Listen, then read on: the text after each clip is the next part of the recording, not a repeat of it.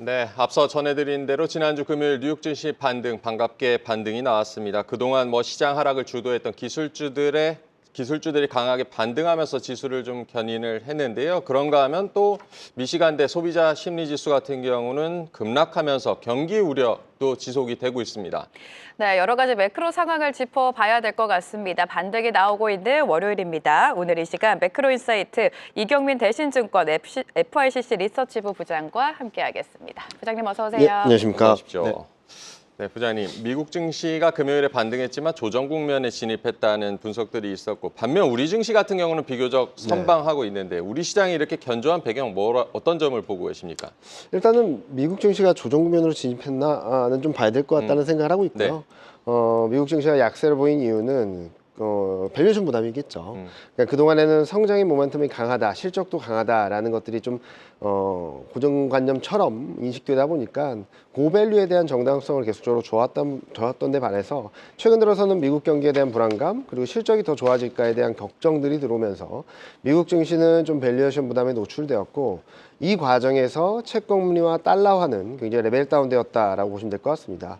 이 와중에 중국, 독일, 경기 부양 정책 그런 것들이 좀 맞물리면서 난-US, 미국 이외의 지역들에서 오히려 선방하는 모습들을 보여줬고요.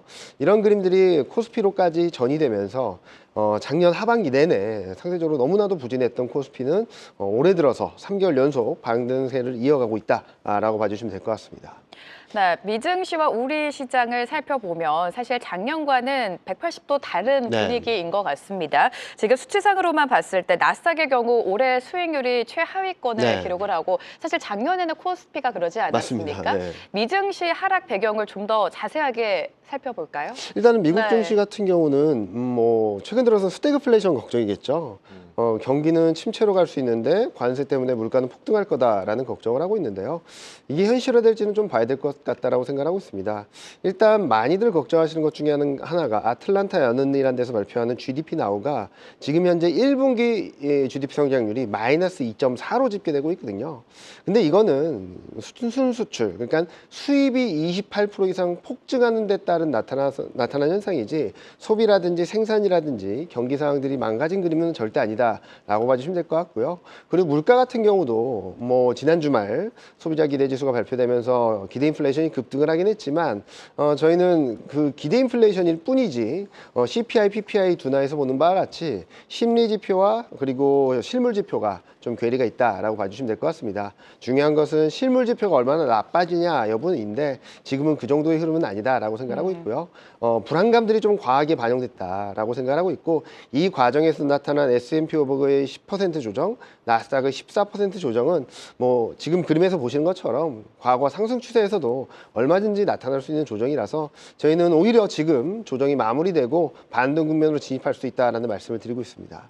반등에 진입할 수 있다. 그래도 이제 뉴욕 증시 같은 경우는 경제 지표에 좀 최근에 민감하게 좀 반응하는 경향들이 있는데요. 지난주 금요일 밤에는 미시건대 소비자 심리 지수가 발표가 됐습니다. 그간 이제 소비도나 우려도 있었고 이 부분은 어떻게 보셨습니까?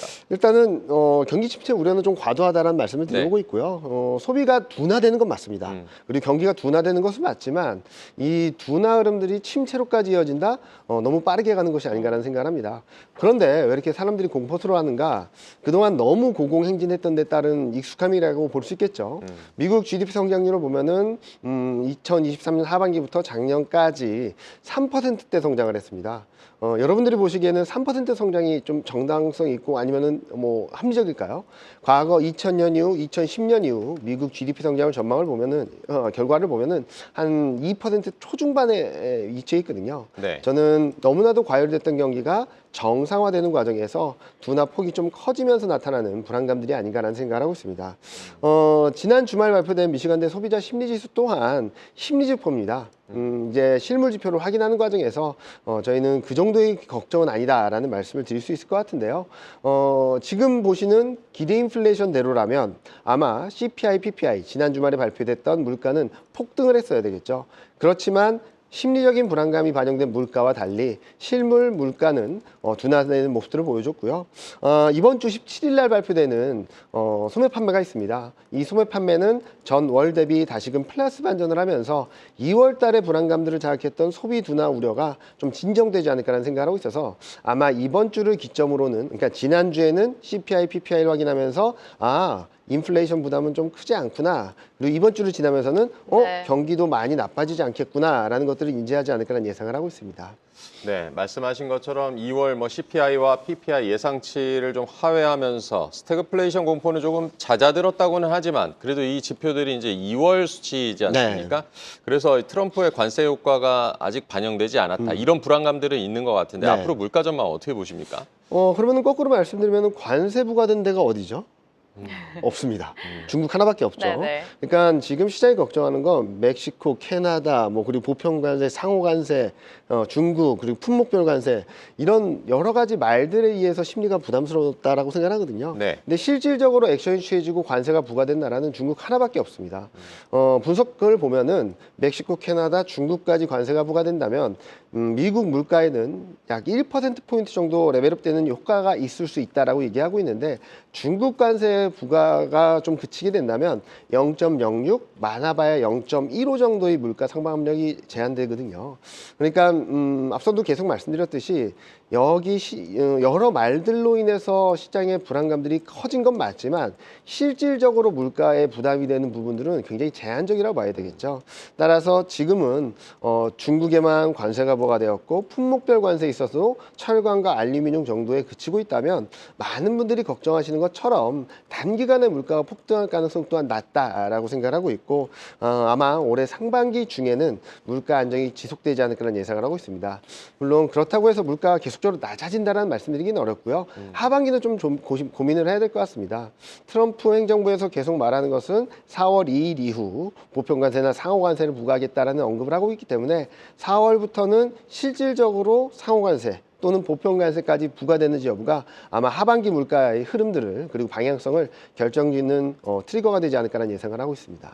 네, 멕시코나 캐나다를 비롯해서 지금 트럼프 대통령이 관세에 대해서 으름장을 놓고는 네. 있는데 부장님 말씀대로 실질적으로 부과된 곳은 중국밖에 없기 때문에 앞으로의 좀 시장 흐름 또 물가의 흐름을 지켜봐야 된다라고 말씀을 해주셨습니다. 자, 이번 주 여러 가지 굵직굵직한 이벤트가 있는데 시장이 가장 주목하고 있는 것은 아무래도 미국의 FOMC인 것 같습니다. 지금 금리 인하 가능성이 조금 높아지고 있고 결국에 가장 중요한 것도 파월 의장의 발언이 아니겠습니까? 네. 네. 일단은 이번에는 금리 동결은 거의 기정사실화된 네. 건 맞습니다. 98%, 99% 네, 금리 네. 동결을 예상을 하고 있는데 금리 통화정책 결정이 큰 이슈가 아니다 본다면 이번 3월 달이다 보니까 여러 가지 좀 주목해야 될 변수들이 몇 개 있거든요. 첫 번째로는 점도표입니다. 지금 현재로서는 올해 금리 인하 2번, 26년 금리 인하 2번, 27년 금리 인하 1번, 총 5번의 금리 인하 시그널을 던져주고 있는 상황에서 점도표가 어떻게 변하는지를 좀 봐야 될 것 같습니다. 만약에 금리 인하 올해 25년 금리 인하를 3번으로 늘리게 된다면 시장에 좀 긍정적인 영향을 줄 수 있다고 생각하고 있고요.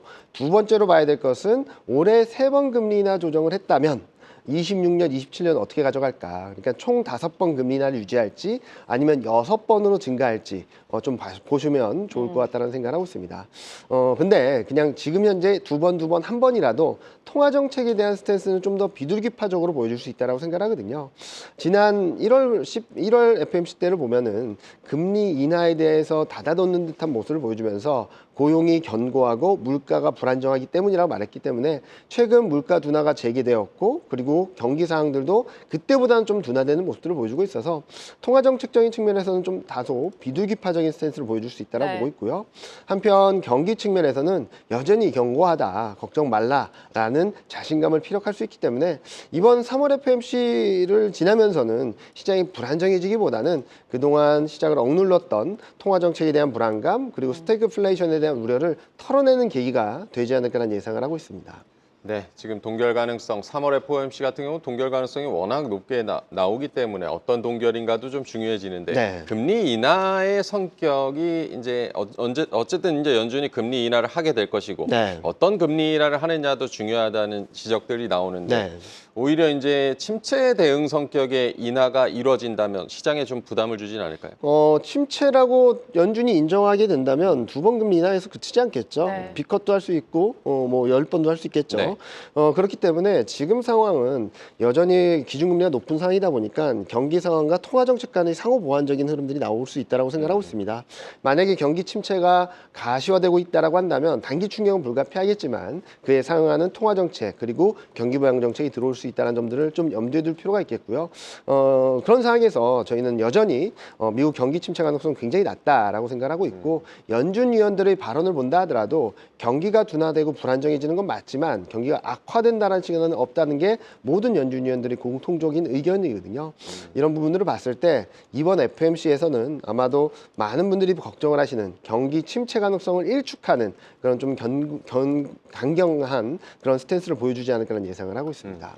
네, 미국 경기에 대한 여러 가지 우려가 있지만 경기가 좀 둔화되고 있지만 침체까지는 조금 과하다라는 게 시장의 시각인 것 같습니다. 자, 이렇게 미국이 주춤한 사이 중국도 그렇고 홍콩 지수도 최근에 굉장히 좀 가파르게 올라오고 있습니다. 기술주 중심으로 매수가 좀 들어오고 있는 것 같은데 중국의 경기 올해는 기대해 볼 만합니까, 부장님? 뭐 작년 말부터 저희는 중국 경기 살아난다라는 네. 말씀을 드려왔는데요. 경기가 트렌디하게 그러니까 추세적인 흐름들이 뒤집어질지 아니면 상승으로 갈지는 좀 봐야 되긴 하겠지만 사이클적인 측면에서는 올라오고 있다라고 말씀드리고 있습니다. 이미 OECD 경기 선행 지수는 지금 5개월째 상승을 하고 있고요. 여기에다가 강력한 경기 부양 정책이 들어오고 있죠. 물론 17일 날 발표되는 소매 판매나 산업 생산, 고정자산 투자 같은 실물 지표가 어떻게 나오는지는 봐야 되겠지만 지금 중국 경기는 더 나빠지는 그림이라기보단 오히려 회복되고 개선되는 그림이다라고 보시는 게 맞을 거라고 생각하고 있습니다. 특히 작년과 다른 그림은 작년 상반기까지만 하더라도 그냥 돈 풀고 재정 집행하면 소비 살아나겠지라는 생각에서 작년 하반기부터 달라진 부분들은 부의 효과를 창출하겠다는 겁니다. 부동산 시장을 살리고 주식 시장을 살려서 소비 여력을 확대하고 소비 심리를 살게 만들고 여기에 정책 동력이 들어오면서 소비가 원활하게 돌아가게 하겠다라는 선순환 구조를 만들고 싶어 한다는 게 작년과 다른 그림이거든요. 이렇게 본다면 당장 뭐 중국 경기가 뭐 꺾인다라기보다는 좀 더 좋은 그림들을 상반기 중에 좀 길게 간다면 올해 안에 충분히 보여줄 수 있는 그런 그림이 열려 있다라고 보시면 좋을 것 같습니다. 네, 중국 경기 같은 경우는 그동안 워낙 바닥이었고 하방보다는 상반 기대가 높다는 점으로 정리를 하면 되겠고요. 뭐 중국 경기 회복과도 맞물리는 얘기이기도 하는데 지금 글로벌적으로 레거시 반도체 수요 회복 기대감이 나오고 있는데요. 네. HBM이 주도해오던 한국 반도체 시장 변화가 좀 있을까요? 어떻게 보십니까? 뭐 이 부분도 저희는 중국 경기가 회복되게 된다면 레거시 쪽을 봐야 된다는 말씀을 네. 계속적으로 네. 들어왔는데요. 일단은 7개월 만에 디램 가격이 좀 반등하는 모습들을 보여주고 네. 있습니다.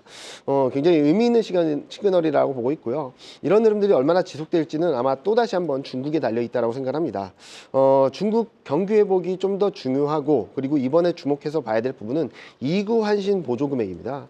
이구 환신 보조 금액이 작년에 1,500억 위안에서 올해 3,000억 위안으로 늘어났는데 이 규모가 어느 정도냐면 2010년 GDP 대비 이구 환신 보조금 비중과 흡사할 정도로 유사할 정도로 또는 조금 더 상회할 정도로 굉장히 센 정책 드라이브가 들어왔다라고 보시면 될 것 같고요. 두 번째로는 그동안 이구 환신이라고 한다면 자동차, IT 가전에 그쳤던 상황인데 이번에는 전자기기까지 좀 확대를 하면서 IT 전반적인 수요 회복에 대한 부분들을 좀 더 긍정적으로 바라볼 수 있겠다는 말씀 드립니다.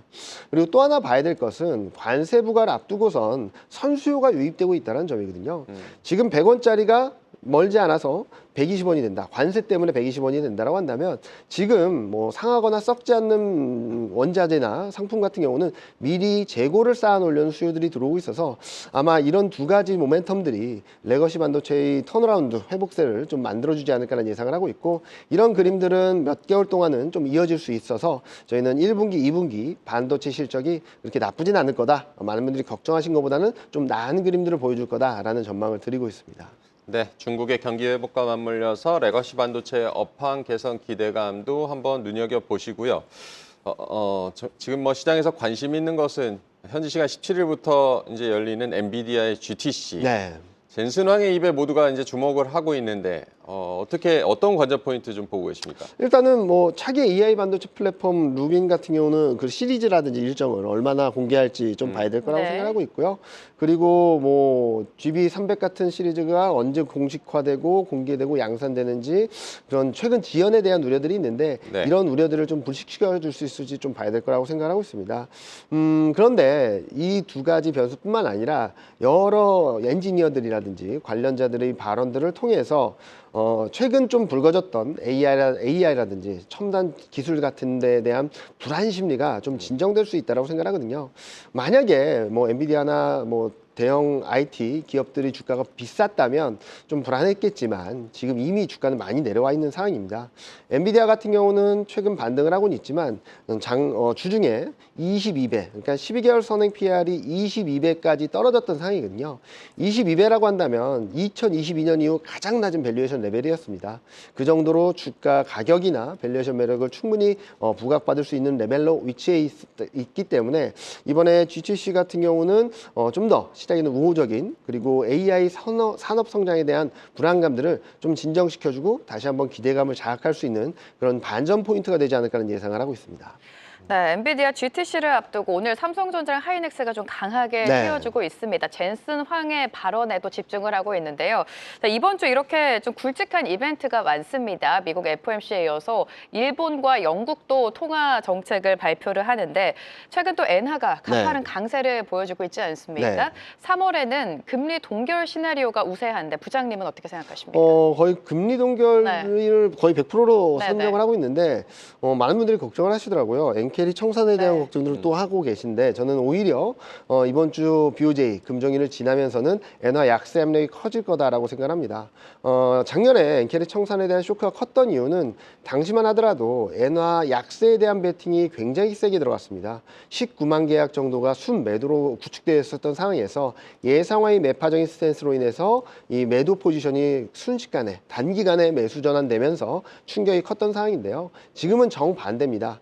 역사적 최대 순매수가 쌓여 있습니다. 엔화 강세에 13만 계약 정도가 순매수로 잡혀 있기 때문에 저희는 오히려 BOJ가 지나면 엔화가 좀 약해지면서 지금 148에 위치한 엔달러 환율이 150엔 이상으로 올라가는 그림이 나오지 않을까라는 생각을 하고 있습니다. 따라서 너무 걱정하시기보다는 지금은 엔화 강세의 정점을 통과하고 있다라고 보는 게 맞지 않을까라는 예상을 하고 있습니다. 엔화 강세의 정점을 통과하고 있다.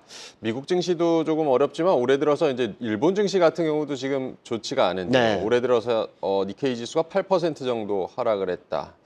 일본 증시 약세의 원인은 뭐라고 보십니까? 뭐 일단은 많이 올랐다는 거죠. 네. 미국하고 일본이 재작년에 네. 굉장히 많이 올랐기 때문에 상대적으로 가격이나 밸류에이션 부담이 커진 상황에서 그 상승 동력이 약해졌다는 겁니다. 미국 같은 경우는 성장에 대한 컨빅션이 굉장히 강했던 상황에서 좀 약해지다 보니까 밸류에이션 부담이 노출됐고 일본 같은 경우는 엔화 약세가 상승 동력이었던 데 반해서 최근에는 엔화 강세가 전개되면서 시장을 불안정하게 만들고 있는데요. 앞서 말씀드렸듯이 BOJ 전후로 해서는 엔화 강세가 더 추가적으로 전개되기보다는 약세 압력을 높여갈 수 있기 때문에 저희는 미국 증시와 마찬가지로 일본 증시도 지금은 저점권에서 바닥에서 좀 반등할 여지가 커지고 있다라는 말씀을 드리고 있습니다.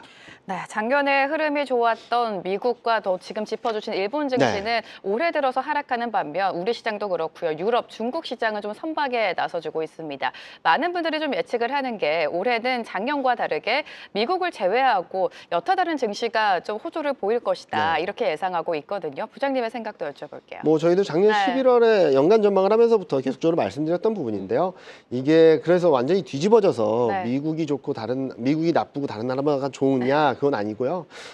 전반적으로 좋은 흐름 안에서 그동안 괴리가 벌어져 있던 것들이 좀 갭이 메워지는, 그러니까 그동안 부진했던 난유에스 쪽들의 증시가 반등을 하고 미국이나 일본 같이 그동안 많이 올랐던 종목 업종 증시들은 조금 쉬어가는, 그러니까 탄력이 좀 둔화되는 그림 정도로 보시면 될 것 같습니다. 그런 그림이 나오는 이유는 그동안의 성장 흐름이라든지 경기 방향성, 통화정책 방향성, 정책 방향성이나 강도가 좀 달라졌다라는 거죠. 미국은 일방적으로 경기가 좋았습니다. 다른 나라들은 경기가 안 좋았고요. 네. 근데 최근 들어서는 미국 경기는 정상화되는 과정이고 유럽과 중국 경기는 바닥을 통과하는 과정에서 굉장히 강력한 경기 부양 정책이 들어오고 있죠. 금리 인하와 경기 부양 정책, 보통 폴리시 믹스라 그래서 재정과 통화 정책이 같이 들어오게 되면 경기가 턴어라운드 한다는 것들이 좀 공식화되어 있습니다. 이처럼 매크로 환경들의 변화가 달러 약세로 이어지면서 지금은 그동안 일방적인 달러 강세로 인한 괴롭힘을 받았던 난US 미국 이외의 증시들이 달러 약세 흐름과 맞물려서 지금은 좀 반전이 나오고 있다라고 보시면 될 것 같고요. 저희는 달러 인덱스가 지금 하락에서 멈추는 게 아니라 100포인트 초반까지 더 내려갈 수 있다고 보고 있어서 아마 상반기 중에는 미국 이외의 지역들의 갭 매우기 차원에서의 반등, 상대적 강세가 꾸준히 이어질 수 있다는 예상을 하고 있습니다. 네, 우리 시장만을 봤을 때 사실 대내 변수도 많습니다. 일단 이번 주에 탄핵 심판 결론이 날 것인가 여기에 시장이 또 촉각을 곤두세우고 있는 것 같은데 탄핵 리스크가 해소가 된다면 우리 시장에 어떤 영향을 줄지 기다렸던 이 외국인의 자금이 돌아올지도 궁금하거든요. 일단은 네. 달러 인덱스가 110에 있던 게 지금 103까지 내려왔는데 원달러는 1,450원에 멈춰 있습니다. 네. 이 부분은 아마도 올해 정치적 리스크가 좀 있었기 때문이 아닌가라는 생각을 하고 있는데요. 언제가 됐든 간에 정치적 리스크가 해소될 경우에는 원화가 좀 안정이 되면서 외국인 수급 개선, 코스피 반등 탄력 강화 이런 그림들이 나올 수 있다고 생각합니다. 최근 윤석열 대통령이 탄핵 확률과 코스피 추이를 보면은 12월 이후에 상관관계가 0.681 정도로 정치적 흐름에 좀 민감하거든요. 빨리 이런 정치적 리스크가 좀 해소되면서 증시 방향성이 그리고 증시 탄력이 그리고 원달러 환율의 안정성이 좀 더 높아지기를 좀 기대하고 바라고 있는 상황이라고 보시면 될 것 같습니다. 네, 정치 리스크가 어떤 식으로든 해소되는 게 우리 증시에도 좋겠다라고 봐야겠고요. 네. 올 초까지만 해도 이제 코스피가 절대적으로 이제 저평가 수준이라는 인식이 많았는데 그때 대비해서는 그래도 좀 반등이 나와주면서 지금 밸류 측면에서 매력이 아직 남아 있다고 봐야 될까요? 뭐 극심한 저평가에선 벗어났다 네. 정도로 보는 게 맞을 것 같아요. 그래서 지금 비싸냐 절대 그런 건 아니고요. 작년 워낙 부진했기 때문에 이만큼 올라온 거 가지고 모든 걸 메웠다라고 볼 수는 없고요. 네. 없겠고 많은 분들이 실적은 불안하고 그럼에도 불구하고 증시는 반등을 했기 때문에 좀 밸류에이션 부담이 큰 거 아니냐라고 하실 수 있는데요. PBR은 아직 1배를 회복하지 못했습니다, 여전히. 그리고 PER도 지난 주말 기준으로 본다면 8.9배입니다. 여기다가 최근 12개월 선행 EPS가 반등을 하고 있기 때문에 저희가 보기에는 밸류에이션 부담보다는 여전히 밸류에이션 매력이 높다라고 보시는 게 맞을 것 같고 실적 전망이 더 좋아지게 된다면 추가적인 상승 여력은 더 확대될 수 있다라고 생각을 하고 있습니다. 네, 여전히 저평가 구간이다. 올 초에 이제 부장님께서 연기금 수급이 시장 상승의 동력이 될 것이다라는 전망, 네. 분석도 들어봤었는데 이 앞으로는 이제 연기금이 그래도 매수 여력이 조금 더 남아 있다고 보십니까? 네, 여전히 올해 국내 주식 목표치가 14.9%인데요. 네. 많이 올라와봐야 12% 초반입니다. 여전히 2%포인트 이상 갭이 벌어져 있기 때문에 올해 상반기 안에 뭐 5조에서 10조 정도의 매수 여력은 충분히 있다라고 생각하고 있습니다.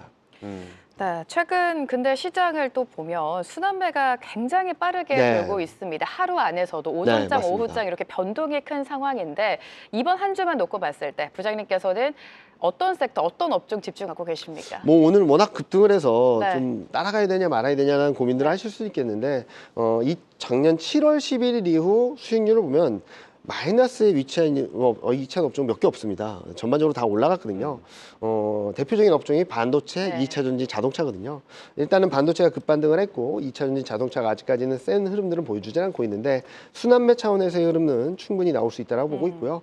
이제 또 3월 말이 되면 공매도가 재개됩니다. 공매도가 재개됐을 때의 특징들을 본다면 뭐 증시는 뭐 3개월 수익률을 봤을 때는 과거 3번 공매도 재개됐을 때 모두 다 수익률을 플러스를 기록했는데 업종별 흐름에서는 가격이나 밸류에이션 부담이 컸던 업종들은 좀 쉬어가고 가격이나 밸류에이션 매력이 높았던 업종들은 좀 반등 탄력이 있었거든요. 이런 차원에서도 순환매가 좀 전개될 수 있다는 측면에서 현재 시점에서는 반도체, 자동차, 2차 전지가 좀 더 매력적이지 않을까라는 예상을 하고 있습니다. 네, 공매도 재개 후에 밸류에이션 수준에 따라서 순환매가 또 이어질 수 있다. 섹터별 희비가 있을 수 있다는 점도 들어봤고요. 오늘 말씀 이제 나눈 것 외에 주목해야 될 뭐 시장 변수나 시장 대응 전략도 세워주실까요? 많은 분들이 물어보시더라고요. 악재가 해소되지도 않는데 왜 반등을 한다고 하냐. 뭐 그런 것들은 항상 반복되었던 이슈긴 한데요. 네. 악재가 아무리 많다 하더라도 주가가 거기에 따라서 조정을 받게 된다면 그 악재의 무게감은 좀 작아지고 호재는 누적된 호재들은 그 무게감을 역전하기 마련이겠죠. 그래서 코로나 때도 확진자 수가 증가했음에도 불구하고 폭락한 증시가 바닥을 잡고 반등을 했던 거고요. 2023년 10월 말에도 2270 갔던 증시가 드라마틱한 반전을 보여줬다라고 생각합니다. 작년 말 코스피가 2360까지 빠졌던 흐름에서 회복되고 있는 모습인데 악재가 해소되는 과정에서 나타났다면 워낙 더 좋았겠지만 악재가 선반영됐고 악재의 무게감이 좀 작아지는 것만으로도 충분히 올라올 수 있는 여력이 있고요. 앞으로는 중국 경기 회복, 선수요 유입, 한국 수출이나 기업 개선들이 좀 맞물리면서 펀더멘탈적인 변화가 있다면 저희는 상반기 내내 좀 더 견조한 흐름, 상승세 이어질 수 있다고 생각하고 있으니까요. 단기 등락이 있다면 적극적으로 비중을 확대하는 그런 기회로 삼으시면 좋겠다라는 말씀 드리고 싶습니다. 네, 호재의 무게감이 높아지는 시점이다. 상반기 내내 우리 증시가 견조한 흐름을 보일 수 있다라고도 전망을 해주셨습니다. 오늘 이경민 대신증권 FICC 리서치부 부장과 함께했습니다. 고맙습니다. 네, 감사합니다. 계속해서 다양한 경제 이슈를 알고 싶다면 구독과 좋아요, 알림 설정 부탁드립니다. AI 캐스터 권미정이었습니다.